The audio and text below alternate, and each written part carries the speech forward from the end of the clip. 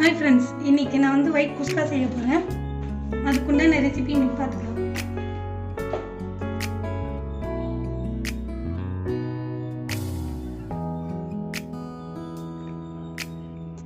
Guys, first வந்து நம்ம spices போட்டுக்கலாம்.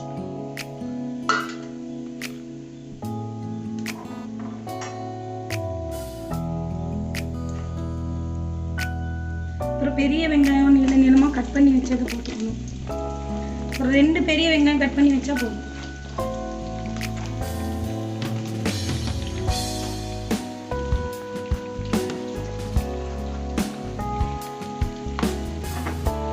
கொஞ்சம் ப்ரௌனிஷா வர வரைக்கும் ஃப்ரை பண்ணணும்.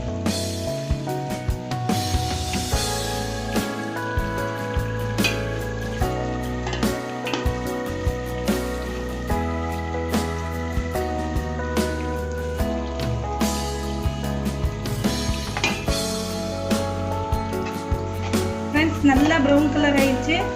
5 to 6 ஸ்பூன் வந்து இஞ்சி பூண்டு பேஸ்ட் போட்டு நல்லா மிக்ஸ் பண்ணிக்கணும்.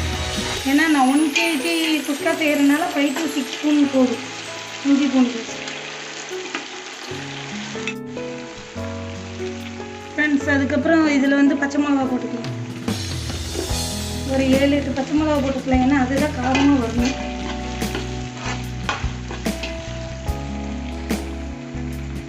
ஃப்ரெண்ட்ஸ், இது கொஞ்சம் லைட்டாக ப்ரௌன் கலர் ஆகிடுச்சு. இதில் பச்சை பட்டாணி 1 கப் போட்டுக்கலாம். அதுவும் போட்டு நல்லா ஃப்ரை பண்ணுவேன்.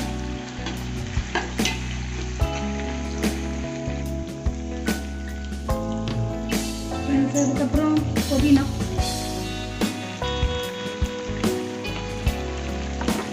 இதையும் நல்லா ஃப்ரை பண்ணுவேன்.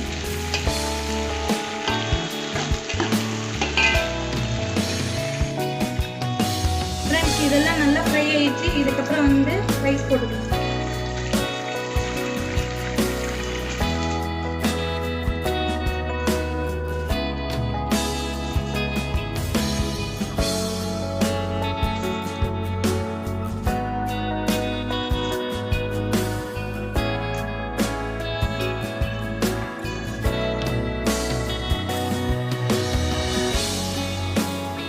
இதை நல்லா மிக்ஸ் பண்ணிக்கோங்க.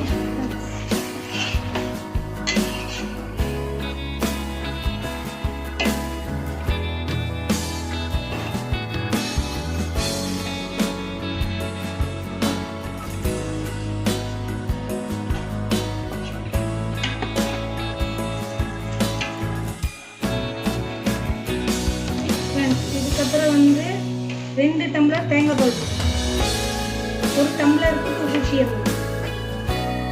1 kg செய்யறதுனால 2 டம்ளர்.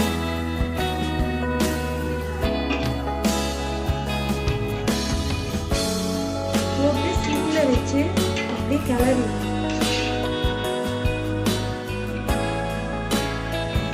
ஃப்ரெண்ட்ஸ், இதுக்கப்புறம் தண்ணி ஊற்றிக்கலாம். 1 kgக்கு நான் வந்து 8 டம்ளர் வாட்டர் ஊற்றுவேன். மெஷர்மெண்ட் இதுதான். 2 டம்ளர் தேங்காய் பால் ஊற்றியாச்சு.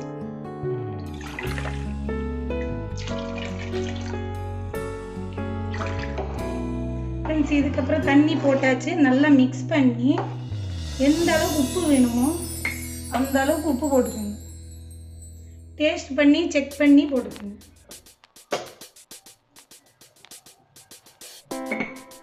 அவ்வளோதான் ஃப்ரெண்ட்ஸ். இது வந்து க்ளோஸ் பண்ணி ஹெவியில் ஒரு 10 minutes வச்சுருங்க. அதுக்கப்புறம் நம்ம தம் போட்டுக்கணும். ஃப்ரெண்ட்ஸ், சாப்பாடு ரெடி ஆயிடுச்சுன்னு பார்க்கலாம். பாருங்கள், நல்லா ரெடி ஆயிடுச்சு. இதுக்கப்புறம் வந்து நம்ம வந்து தம் போட்டுடலாம். ஒரு 10 நிமிஷம் தம் போட்டு நல்லா அழுத்தி க்ளோஸ் பண்ணி வச்சுட்டிங்கன்னா தம் போட்டுடலாமா?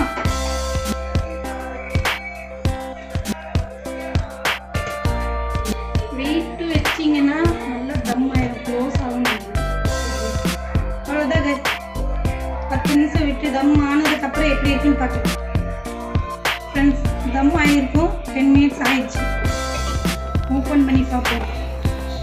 பாருங்கள், நல்லா தம்மாக வந்துருச்சு. இதுக்கப்புறம் இதுக்கு மேலே புதினா இலை